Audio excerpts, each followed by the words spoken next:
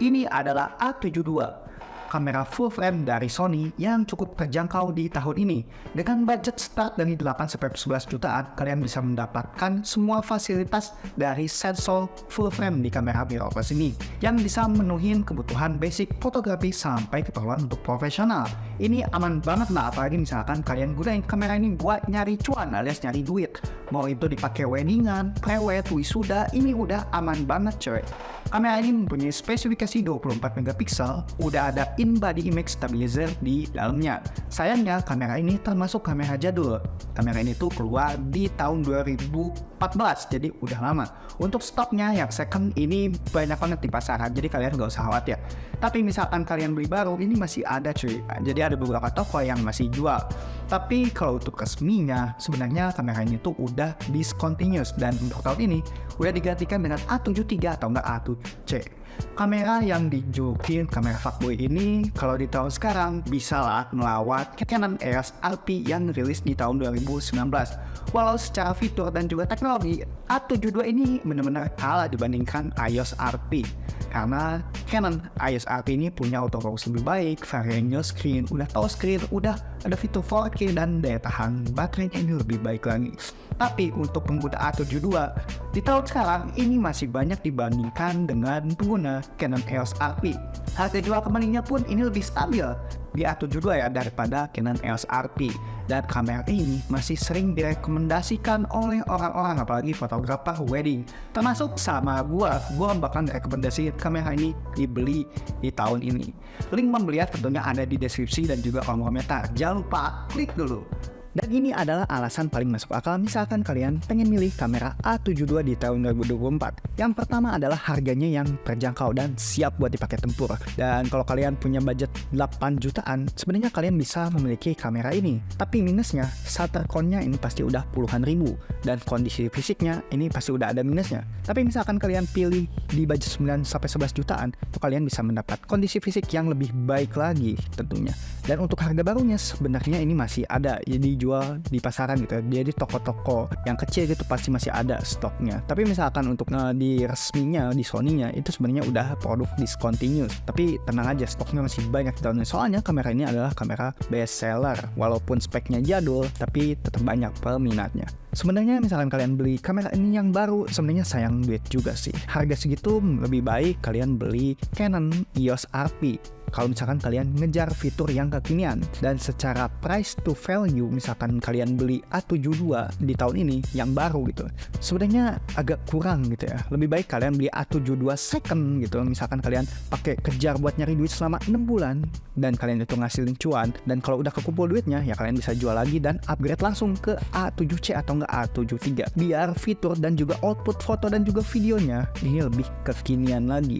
Yang kedua, high quality image. A72 secara performa gambar ini masih bisa banget diandalkan, apalagi misalkan kalian menggunakan kamera ini di pemakaian biasa aja alias casual, misalnya yang santai-santai gitu. Jadi kayak foto keluarga, ultah, wisuda, weddingan, foto lolek, foto bayi, ini masih aman banget. Kenapa dibilang aman? Karena menurut gua untuk di tahun ini resolusinya itu udah 24 megapiksel dan sensornya full frame. Ini bener-bener aman gitu ya. Apalagi dynamic range yang dimiliki kamera ini baik banget, kurang lebih 14 top.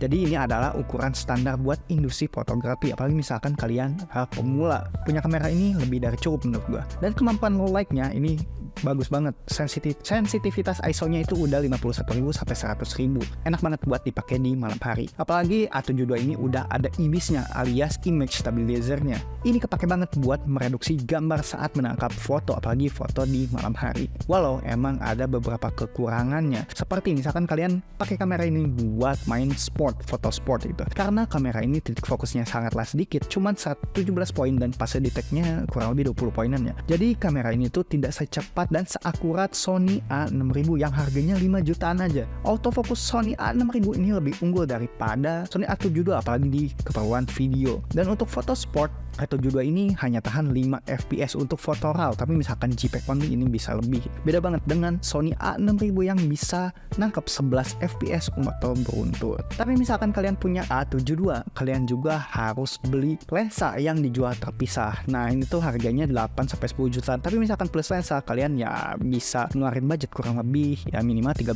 juta. Rekomendasi lensa dari gua adalah Sony 50mm f1.8. Ini udah standar banget buat foto potret, apalagi buat nyari duit, weddingan, wisuda, ini udah aman. Nah, dan blurnya pun bagus, kalian bisa lihat hasilnya di layar. Tapi ya itu adalah lensa murah yang jadi banyak rekomendasi fotografer wedding gitu ya. Harga barunya itu 3 jutaan, tapi untuk second 2 juta juga udah ada. Tapi misalkan kalian pengen lebih enak lagi, lebih baik kalian ambil yang focal length-nya itu 35mm f1.8 kayak Samyang yang gue pakai ini. Nah, ini harganya 4-5 jutaan aja. Dan video reviewnya ada di sini, kalian bisa tonton.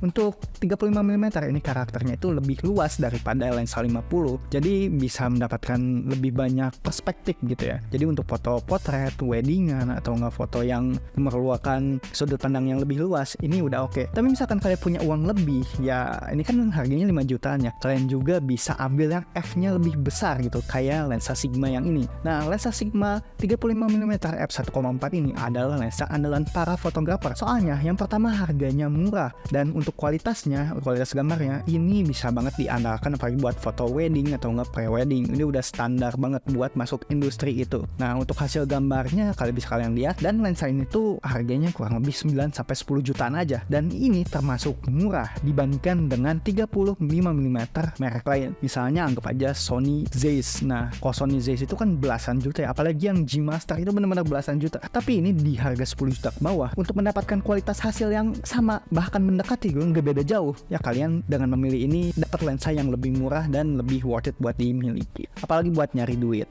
Yang ketiga, Sony A72 ini udah menggunakan E-mount. Jadi untuk pilihan lensanya ini banyak banget. Nah, Sony itu sebenarnya terkenal dengan ekosistem lensa yang benar-benar user friendly. Mau itu kamera APS-C, mau itu yang murah sampai kamera profesional kayak A72 ini yang full frame. Ini lensanya bisa saling make gitu ya. Jadi ganti-gantian pun bisa, paling ya beda focal length dan ada beberapa crop factor gitu ya. Jadi untuk pilihan lensanya ini banyak banget. Di merek Sony aja ada 3 segmen. Ada yang biasa, ada yang Zeiss, ada juga yang G Master. Dan dari brand lain pun masih banyak, kayak lensa manual, ada TT Artisan, 7 Artisan, Voigtlander, ada yang autofocus kayak gini nih, ada dari Samyang, Sigma, Filtro, ada juga kamera Sony yang pakai adapter dan ditambahin pakai lensa merek lain, misalkan kayak Canon EF atau enggak Leica mount atau enggak Nikon juga bisa dipakai di kamera Sony ini.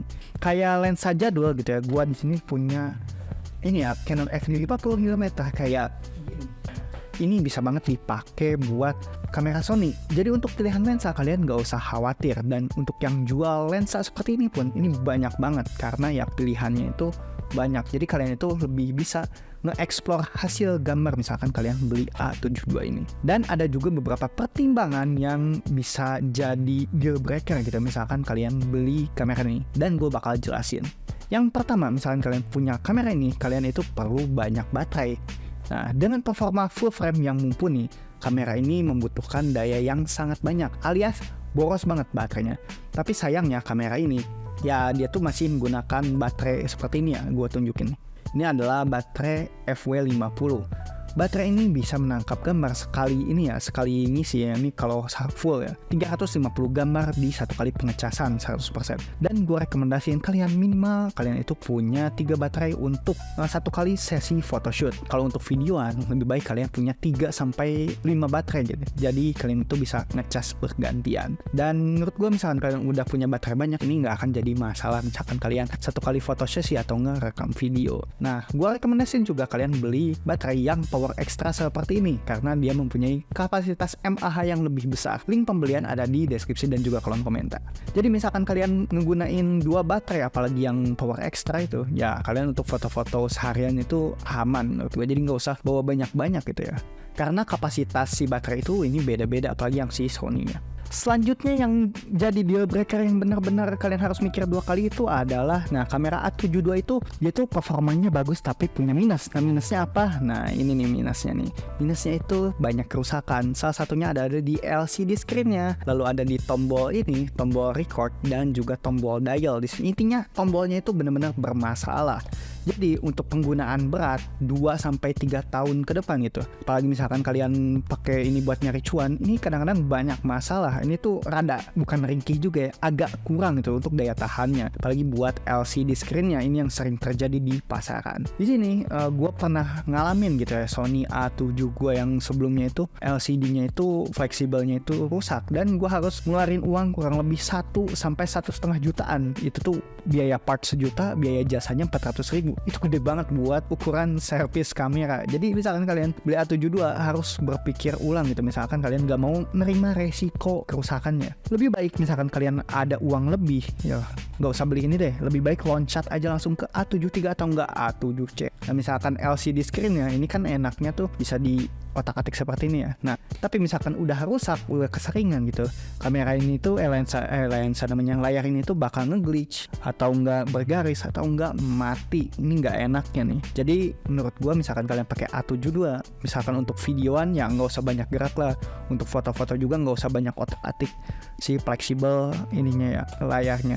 Untuk tombol record ini banyak banget jadi kekurangannya, ini cepat rusak nih, sering banget terjadi. Jadi untuk tombol record ini bisa disiasati dengan ada tombol custom C1 di sini. Ini jadiin tombol record yang utama aja, jangan pakai yang ini biar lebih awet. Dan ada juga kekurangan lain seperti ini kan ada kulit jeruknya gitu sebelah sini. Si Sony A72 itu mempunyai tekstur kulit jeruk, tapi ini tuh misalkan udah sering dipakai, ini bakal kayak ngelupas gitu. Nah bagian sini nih yang sering terjadi. Kalian lihat aja gitu, misalkan kalian punya temen yang punya Sony A72, pasti belah sininya tuh pasti udah jelek banget.